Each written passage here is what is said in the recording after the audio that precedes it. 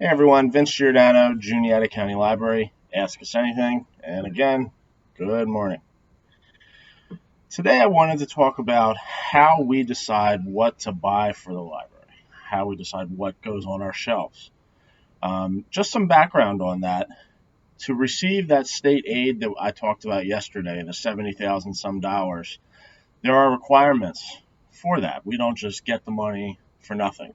We have to do certain things. And one of them is we have to spend about 12% of our entire budget on buying materials.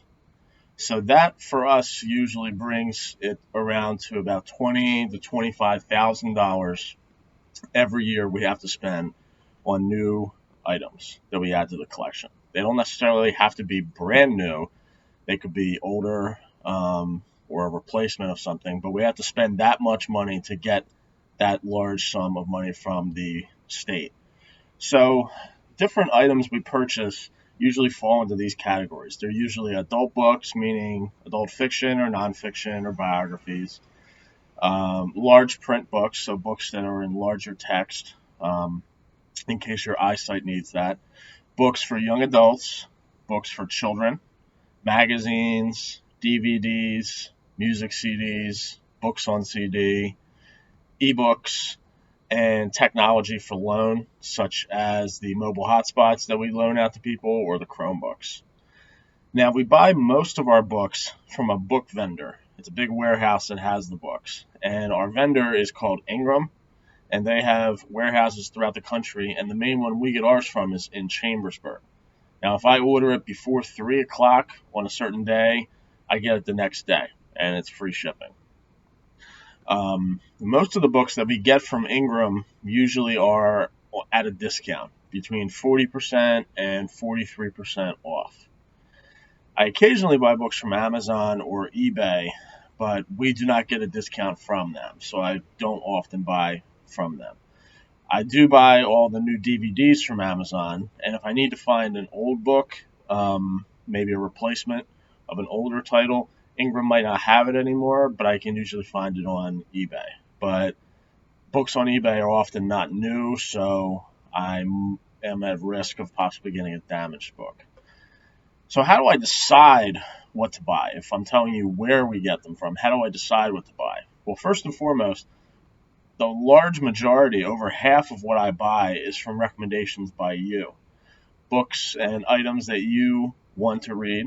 I only want to buy things that people will read. I could buy things that I think are good, but if no one's going to read them, that's a waste of money.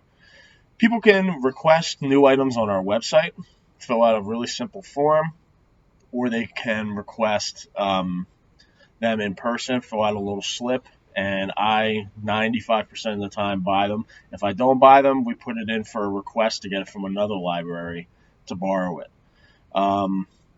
After that, I have lists through Ingram on their website that automatically every week give me a list of new books that are coming out. So I tell Ingram to make me a list automatically, and I can pick that the list gives me the titles of new authors by popular, or new books by popular authors, new books in the series, books that are highly reviewed, books that are on best-selling lists, and then I pick and choose from that list. I don't just automatically buy anything. I pick and choose.